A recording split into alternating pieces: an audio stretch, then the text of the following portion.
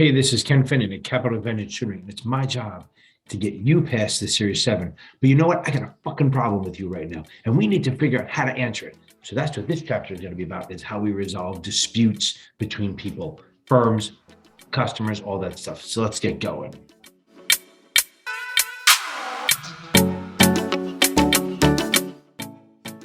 So let's start with errors. So there's different types of errors. There's reporting errors, and then there's execution errors. Okay.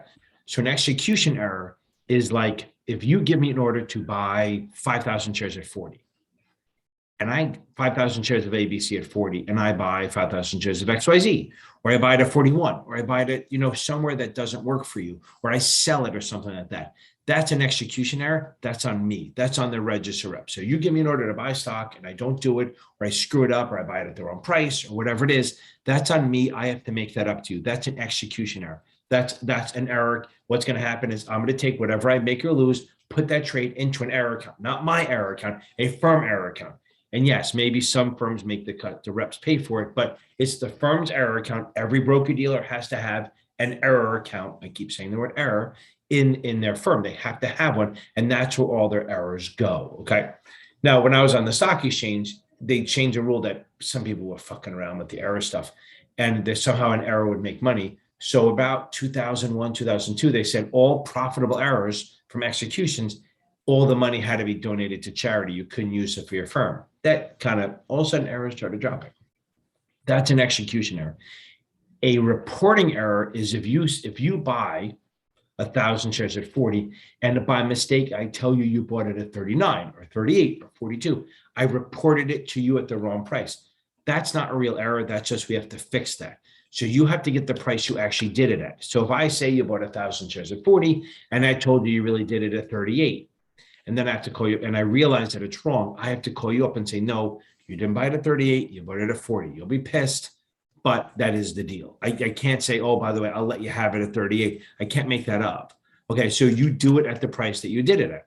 Even if you say, no, I don't want it. Let's say you bought 1,000 shares at 40, and I told you bought it at 42, which is a worse price. And let's say I go, listen, John, I really did it at 40, not 42. You did better. And you go, nah, you know what? You keep it. I can't. You have to take the price. Even if you complain and bitch about it, you have to take that price. So that's a reporting error. Two different things.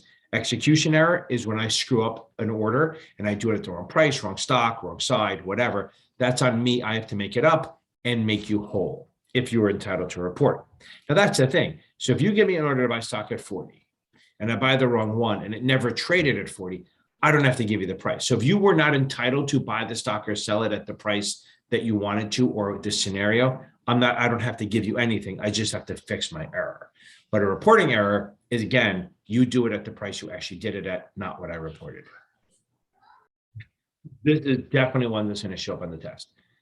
If I take an order from you to buy 1,000 shares at 40 and I put it in the wrong account or something to that effect, it's not a big deal. It's not an actual error. I just put it in Joni's account versus Johnny. I'm really great with names. So I put it in the wrong account. That's what I'm going to do is I'm going to scream and go shit. And then I'm going to tell my principal, I need permission to cancel rebill. So I'm going to cancel the report. I don't cancel the trade. I cancel the allocation into that wrong account, and then I rebill it into the new account. So I have to get principal approval, and then usually I'll ask operations to change it around for me. So again, if I put it in the wrong account, you're going to get a question on this. Put it in the wrong account. It's not an error. I just screwed up on that part. I'm going to cancel rebill, which means I'm going to cancel it from the account I put it in my mistake after I get principal approval and put it into the new account. I may not do it. I might actually have to have the operations department do it. Now we have clearly erroneous trades. Clearly erroneous trades, I'm going to keep saying that and it's just going to sound horrible, is when a stock trades outside a given range. After the flash crash and a couple other things happened, the flash crash in 2010, the stock market dropped 1,000 points and it went back up. There was a lot of theories. They thought it was somebody made a mistake with an order, and then they found out it was actually somebody placed a bunch of orders spoofing it, placed a bunch of sell orders, creating the market going down. And then when it went down, he tried to buy it all back. There's a lot of things going on there. But back to this. So the flash crash, the stock dropped and it was back up with the market was down 1,000 points and then it went up really quick. I mean, it was so quick. Even as much as you may hate Kramer, he called it when it was down 1,000. He goes, look, there's no reason for this. It went too fast. It must be a mistake. And then boom, it started rising up. So so what happened was a lot of those stocks were trading outside the range. I mean, you had stocks trading for a penny. Crazy, like a $50 stock trading for a penny. So they created a thing called a clearly erroneous trade process. So if a trade happens within a certain parameter outside a threshold, like say it's 10%, let's say a stock's trading at 50, and if in one trade it trades at 54, it may trigger the clearly erroneous section where they're going to bust that trade. What does bust that mean? They mean cancel it. So if you have a stock trading at 50 and it drops to 54, that's more than 10%, which you don't have to know the numbers for this, just understand the concept. Clearly erroneous, it drops by over 10%. Somebody's going to file a complaint with FINRA. FINRA will make a decision within 30 minutes or so, say, yeah, we're going to either bust a trade or it's a good, maybe something happened and it's real. So then if they bust it, all trades outside that within a certain threshold that are down a certain amount, FINRA, NASDAQ will really just cancel. And that's a clearly erroneous. Again, it can go up or down. It's when a trade happens way outside an acceptable range. ETFs, options, stocks, it works for everything. But again, not bonds, because nobody gives a shit about bonds. So understand, if I think there's a clearly erroneous trade in a stock, one of my customers complains and says, oh my God, I went to sell stock at 50 and it traded at 44. That should have been the way I said it before, outside the range. The customer now will complain, and the firm has 30 minutes to file a complaint with NASDAQ. Then NASDAQ has 30 minutes to come back with an answer. And then the firm, have 30, if I don't like the answer, whoever it screws over, has 30 minutes to appeal it, and then they have all day. That's the process. So remember, 30 minutes to file, 30 minutes for an answer, 30 minutes to appeal. They may ask that question. I doubt it, but let's have the information in our head anyway. So when you're working, you'll understand that. Hey, just a quick little break to remind you to like and subscribe. Okay, let's get back to the disputes. Complaints are coming up. Again, I've got a problem with you. What's a complaint? A complaint is a written skywriting text. Skywriting doesn't count, but text message, email, tweet, anything in writing complaining about some wrongdoing or something. So if I call you up and say, hey, you're a lousy fucking broker, and you go, I'm sorry to hear that, and you hang up, there's no complaint. Yes, verbally, but it doesn't meet the level of complaint. Must be in writing. So they have to send it in writing. For example, I had one of my ex-students, his grandparents went with a broker dealer who lost all their money, and they kept calling and calling, and they would answer, go, sorry to hear that, and not do anything. So I send an email, send a certified letter, whatever it is, complaining about it. Within a day, they called up and said, okay, how do we handle this? So here's what happens. I call you up and complain, you don't do anything. I send you an email, text message, in writing, letter, whatever, Pony Express. I send it to you. You then, the rep, have to send it to your principal, who's going to forward to the OSJ. Now, a principal at the OSJ has to, and it could be, an OSJ is Office of Supervisory Jurisdiction. Some branches are them, but it's usually the bigger one where they do the complaints and the underwriting and the big stuff, okay? Understand the difference. An OSJ supervises, does a lot of the market making, the compliance, all that stuff. A branch technically is just selling. There's a bunch of guys or girls in there making phone calls trying to sell stuff. They don't execute, they don't do anything. So if a complaint comes into a branch, and by the way, that's why the compliance is supposed to read all email that comes in so they can find the complaints. Complaint comes in writing, you forward to the principal at the OSJ. The principal at the OSJ has to review it and initial it and at least decide how they're going to handle it. They could ignore it. They could not do anything and say, we don't think it's a complaint, but they have to document what they're doing and why they do it. Now, they're going to ask you, do you have to send it to FINRA? No, you do not have to send this to FINRA, but you have to have a file, a complaint file at all times. And if FINRA comes in here into the firm, you have to show them the file and hope. Even our firm has institutions and we don't have complaints. We have a file that we have to show them that we have it and that it's empty. It's just a check the box thing. And then the FINRA firm, this is more Series 24, will have to file a quarterly complaint report, not what's in the complaint, just what complaints they had to FINRA. Okay, so we have COP, Code of Procedure. What's that for? Code of Procedure is for, like, think about this. It's for when you fuck up, right? So if you do something bad, who comes after you? The cops, COP. So think, whenever you think Code of Procedure, think COP, cop, that's for when you screw up. So what happens is this is when the Department of Enforcement comes in and does stuff. Again, this is a Series 7, so I'm not worried about the details on this. Just understand that this is the procedure for disciplining broker-dealers and agents and reps and all that who screw up and do something wrong that's either criminal or a real violation. Not a dispute like we disagree on money. It's actually did something wrong. The Department of Enforcement would do it. And here's the thing about this. The Code of Procedure, if the Code of Procedure Department of Enforcement comes after you and fines you and says you're guilty of this, you can appeal it. You can keep appealing it. You appeal it to there, you appeal it to the National Adjudicatory Council, NAC. If you don't like their answer, you can appeal it to the SEC. If you don't like that, you go into the court system. This is not arbitration. I'm coming after you. Boom. Okay, it has to go outside. You can go outside if you keep appealing it. Okay, so let's say we have a dispute. We and I disagree about some monetary amount or something that it's not criminal, we just disagree and stuff. This is where code of arbitration falls into place. Now, if you work for a FINRA firm, or you are a FINRA firm, you are always subject to arbitration. You have to do it. You're going to sign a pre-dispute arbitration clause. What that means is, even before the dispute, you're going to sign an arbitration clause saying that I know that all my disputes, other than sexual or civil rights, assault, stuff like that, are going to be solved through arbitration. Customers don't have to sign that, okay? They normally do. They don't even know they do it, but you can't force a customer to sign an arbitration agreement. So in other words, you cannot force a customer to go to arbitration with a dispute unless they've already signed the arbitration agreement. They can choose to do it, but you can't force them. So if they sign the pre-dispute arbitration clause, lots of big words, and then something happens, they have to go through arbitration, okay? And that works. Now the questions on the test, that's really where we are. A little deeper, if it's under $100,000, the dispute, it's going to be one arbitrator. One person sitting there doing this.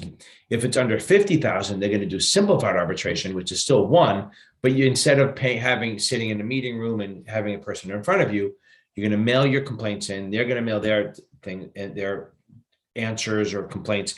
And then the arbitrator is going to sit at home and go, this one wins. And that's what they're going to do. They're going to explain why, and then they go on. If it's over $100,000, it's going to be 3 arbitrators. Now, there's 2 types of arbitrators, public and non-public, which is industry. If the dispute is between a broker-dealer and another broker-dealer, or otherwise known as FINRA member and FINRA member, it's going to be, and it's over 100 grand, they're going to have 3 arbitrators. All of them will be non-public / industry arbitrators. If it's between a human being, whether it's a rep or a customer, it has to have at least 2 public. And then, or it has to have at least 2 public. So they'll have 2 public, non-industry, and 1 industry, okay? Now, if it's the customer, they can ask for all of the arbitrators to be public, non-industry. So let me make sure we got this again. If it's firm to firm, all 3 are non-public. If it's a human being involved, whether it's you to the rep or the rep to the firm, that's a human being, it's going to lean public, which means they have to have, if they have 3, 2 of them public, 1 industry. If it's a customer to anyone, they can actually arrange it where it's all 3. Now, it's not like they go, oh, I just want all 3. When you do this, they actually send you a list of arbitrators. It's like picking from a Chinese restaurant menu. I'll take one from A, one from B, stuff like that. They have a list of arbitrators. You look at their bios and you pick which ones. You rank the ones you like the most, and then you submit them, and then they kind of negotiate who they want. But again, if it's a human being, 2 of them have to at least be public if it's 3 persons. So if it's under 100 and it's a human being, the arbitrator has to be a non-industry arbitrator, otherwise known as a public arbitrator. Now, usually what they will try to do before you get to arbitration is they will try to send you to mediation. What's mediation? If you ever watch like marriage, what do they call that? Wedding Crashers. They were arbitrators. You sit in a room and you have the party on one side, party on the other, and you try to hash it out. I'm the referee. We try to come up with a amenable, God, you're going to make fun of me for saying that, but whatever it is, a solution that both people agree with. Now, it's not binding. I mean, if you sign a contract to do it, it's binding, but either one can walk away at any time. And the mediator, the person who's on the mediator can't also be, if it goes to arbitration, can't go to arbitration. If they try to send you in mediation, you figure it out, it saves you a lot of money. I was on a couple of cases with that as a compliance officer, and they all ended up being solved in mediation or some sort of negotiation before it got to arbitration, because you just never know where it's going to go. After arbitration, you may have to disclose some of the findings on your U4, U5, whatever it is. It's really into your file. If you've been charged with not just arrested doesn't have to be disclosed. The firm may require it, but FINRA doesn't. If you've been arrested, one thing, but if you've been charged with either a securities or ethics misdemeanor or a felony, you must notify the firm, which on your, and they'll put it on your U4. It doesn't mean you're statutory disqualified because charge doesn't mean anything, but you have to let them know that there's a possible problem. Okay. So one of my friends, he's a lawyer, and he called me up and he asked me, he said, I got a client here who just got charged with possession of some amount of drugs. And he goes, so I have to disclose it. I said, well, what did they charge him with? He goes, well, they charge him as felony. Okay. They charge as felony, but they're going to drop it to misdemeanor. I said, okay, well, in the U4, it says has been charged. So that has to be disclosed. You have 30 days to do it. But and I even told him, I said, the best thing is get that thing dropped to a misdemeanor or even expunged, he said, but he has to disclose that he's been charged. So for the rest of his life, it'll say has been charged unless he gets it expunged. Okay. So it says, have you ever been charged? Then it has to be disclosed. Okay. Even if you drop it and even if it's dropped or shown to a misdemeanor, you still enter yes to that. Because on the U4, it says, have you ever been charged with a felony? So if that guy was charged originally with a misdemeanor, then you wouldn't have to disclose it. U4 is you get registered, U5 to terminate, and then U6 is for any kind of disciplinary arbitration awards, stuff like that. Any kind of disciplinary fines or arbitration awards will be filed on the U6. And the name of the system where it's all held is a CRD, Central Registration Depository. I always forget the word. I always say CRD, we all do, Central Registration Depository. That's where it's all electronic, all that information is held. And a lot of that stuff shows up on Brokercheck, okay? So Brokercheck is gonna have the last 10 years of employment, not the residence. It's gonna have any kind of disciplinary history. It's gonna have your registration history, any kind of customer-initiated arbitration of more than 10 grand, and any kind of written customer complaints of more than 5,000 filed in the last 24 months. After that, it goes off. Now, you can all get that expunged, right? So we have that on there. It's going to be a Brokercheck. If you have a customer complaint of more than 10 grand,